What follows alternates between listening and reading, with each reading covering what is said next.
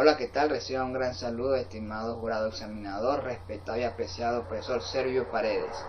Damos las gracias a Dios Todopoderoso por permitirnos la oportunidad de llevar a cabo de manera exitosa esta defensa de trabajo de grado. Quien se dirige a ustedes en esta oportunidad es Aldoni Paredes. Y el trabajo de grado redactado conforme a la modalidad de ensayo se encuentra titulado de la siguiente manera: consideraciones jurídicas del juez natural como derecho y garantía constitucional en Venezuela. Es necesario recalcar que este título se llevó a cabo en vista que en mi condición de funcionario judicial me llamó poderosamente la atención esta figura jurídica del juez natural y decidí investigar más al respecto para ver qué se entendían por ello, pues es un tema muy importante a tratar dentro del mundo del derecho.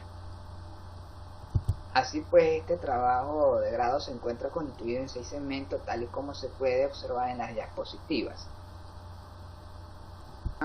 Otro preámbulo, damos inicio al primer segmento, el cual se denomina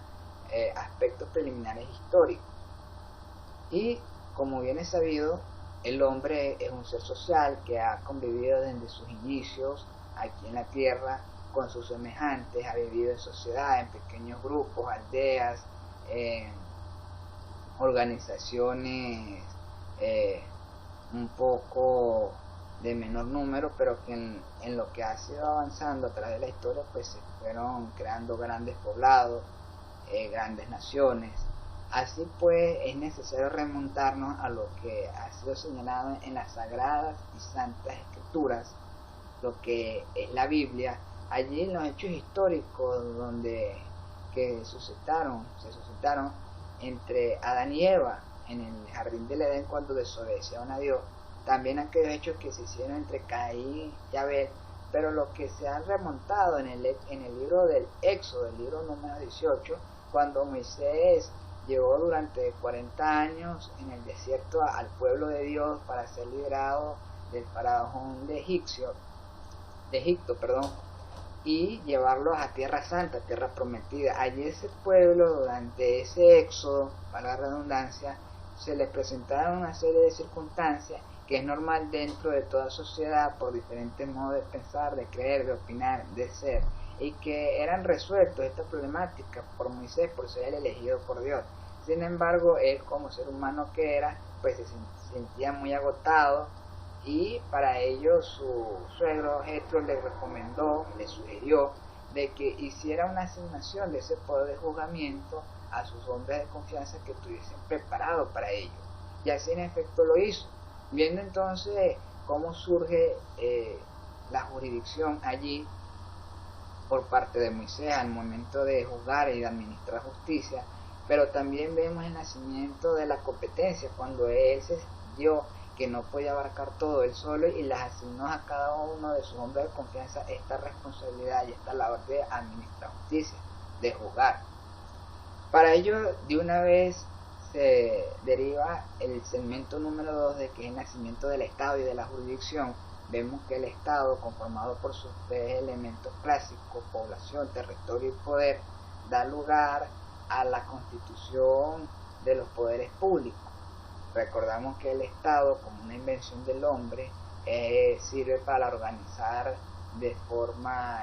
idónea y de forma más organizada, valga la redundancia, lo que es la organización política, territorial, la organización jurídica,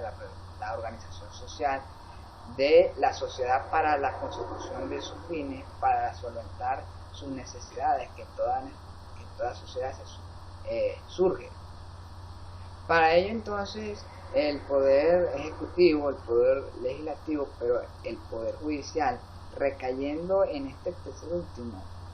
lo que es la jurisdicción, que es el poder de administrar justicia en nombre de la República y por autoridad de la ley, para poder dirimir las controversias surgidas en la realidad histórica de la sociedad. Siendo así entonces que la jurisdicción son aquellos órganos de los cuales se denominan tribunales que están con la misión de resolver los problemas que surjan de toda sociedad. Para ello se deriva al tercer segmento, que es un concepto de juez y un concepto de juez natural como derecho y garantía constitucional. Vemos que ya una vez constituido el Estado, una vez que se forman los órganos jurisdiccionales, es necesaria una persona que juzgue. Esta persona, según Vicente Pupio, es el juez, que es un funcionario investido de autoridad, el cual se encuentra facultado para administrar justicia,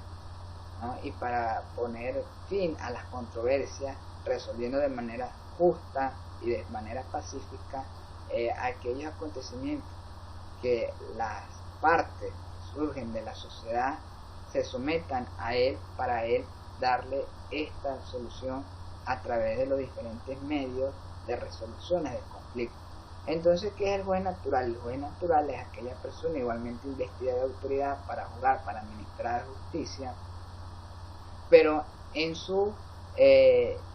especialidad, es decir, el juez civil conoce asuntos civiles, el juez penal conoce asuntos penales, el juez contencioso administrativo conoce los asuntos contenciosos administrativos. Pues es necesario de que exista una justa distribución, una justa asignación de estos poderes de juzgamiento. Pues si bien es cierto, todos los jueces son jurisdiccionales, no es menos cierto de que todos los jueces son competentes. Para ello es necesario de que cada uno se ocupe de asuntos en específico, porque como dice aquel adagio popular, el que mucho abarca poco aprieta, y por cuestiones de sentido común y de lógica, si es necesario, pues sería humanamente imposible de que sobre una sola persona recayera todo este tipo de competencias, y también al momento de jugar no es lo más idóneo. Bien, y ya lo venía diciendo el barón de Montesquieu en su pensamiento filosófico, en el que es la constitución de un Estado con su la distribución de forma equitativa de los poderes públicos, y así se llevando de una forma analógica esto al campo de los juzgamientos del juez. Es idóneo eso de que exista una justa asignación y de forma respectiva del poder de juzgamiento y de administrar justicia. Bien, según hay unos antecedentes históricos sobre el juez natural. Para ello nos remontamos en el año 1215, específicamente el siglo XIII, donde en la Carta Magna el rey Juan Sin Tierra señaló por primera vez la figura del juez natural, ius naturalis, ¿no? Ahí entonces vemos el primer antecedente histórico. Ya para el año 1791, en la Constitución norteamericana, hace señalamiento en su Constitución de la importancia de la figura y el derecho del juez natural. De otro modo, aquí en Venezuela, en el año 1811, en el nacimiento de la Primera República y en la Constitución de ese mismo año, pues se señalaba por primera vez en Venezuela la figura del juez natural. En 1830 se redactó un instrumento jurídico que hablaba sobre el mismo. Para las constituciones de los años 1947 y 1961 ya se mencionaba y se incorporaba con mayor auge, con mayor fuerza, y se respetaba y se velaba más la garantía constitucional de derecho del juez natural aquí en Venezuela. Y para ello, según las Naciones Unidas, en el año 1945, después de la posguerra, se señalaba en esas cartas de naciones que se venía tramitando y ventilando ya sobre a tratar del asunto del juez natural por parte de los Estados miembros de la Unión. Para el año 1948 ya se establece allí en la Organización de las Naciones Unidas como un derecho humano, el ius natural, y la importancia en que ellos... Y ya aquí en Venezuela, en el año 1999, en la formación de la Constitución de la República Bolivariana de Venezuela, en el artículo 49, en numeral 4, se incluyó la figura del juez natural. Entonces lo vemos como un derecho y como una garantía constitucional, pero también lo vemos como un derecho humano que se debe ser respetado y garantizado por parte del Estado. Además que durante estos acontecimientos históricos de 1811 hasta 1999 y de los pactos allí suscritos a nivel internacional, vemos cuán importante y cuán evolucionado ha venido presentando esto la figura jurídica del juez natural.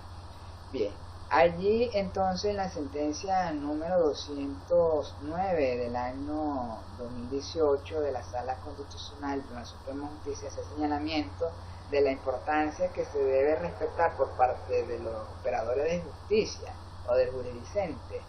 de respetar, de hacer valer la garantía constitucional del derecho al juez natural por parte, así como también se señalaba en la sentencia número 144 del año 2000 emitida por esta misma sala, donde indicaba cuál era el perfil de esta persona denominada juez natural, que es una persona que es el competente tanto por la materia, el territorio, la cuantía en materia civil y por la conexidad del delito en materia penal, pero que también una persona solvente de ética, una persona con suficiente moral, una persona preparada, capacitada, con mayor idoneidad, una persona respetuosa y responsable, porque no era solamente cumplir con los requisitos de ley, sino que también debe hacer dentro y fuera de un tribunal, y haciendo así de que de esta manera la sociedad tenga una seguridad plena en las personas que lo juzga, de que no es cualquier persona, sino que sepan que es una persona capacitada para ello, evitando así de esta manera que las personas vayan a tomarse la justicia por sus propias manos. También le da plena seguridad jurídica a las personas que quien los están jugando es la persona más idónea para ello, y que puedan ser sometidos sin ningún tipo de limitantes y que se garantice el acceso a la justicia, pero que también cuando se respeta esta garantía constitucional del juez natural, se respeta el debido proceso y la tutela judicial efectiva, garantizando así aquellas notas esenciales que consagran el artículo 2, donde establece que Venezuela se constituye en un Estado democrático, social, de derecho y de justicia, que proclama como valores fundamentales el respeto del derecho a la vida y a la libertad. Asimismo, el artículo 26 y artículos 49 y 257 EJUDE. Bien, allí entonces da lugar al cuarto segmento en el caso en Venezuela, donde no se ha respetado y se ha vulnerado este derecho y garantía constitucional del juez natural. Para ello nos remontamos al año 2017, en los meses de abril, mayo, junio y julio, donde según el Foro Penal Venezolano y de Human Rights Watch señalaron que 757 civiles fueron sometidos a la jurisdicción de los tribunales castrenses, actos y ritos obligatorios a este derecho humano de ius naturali, ¿no?, y a este derecho constitucional que está incluido en nuestra Constitución de la República Bolivariana de Venezuela.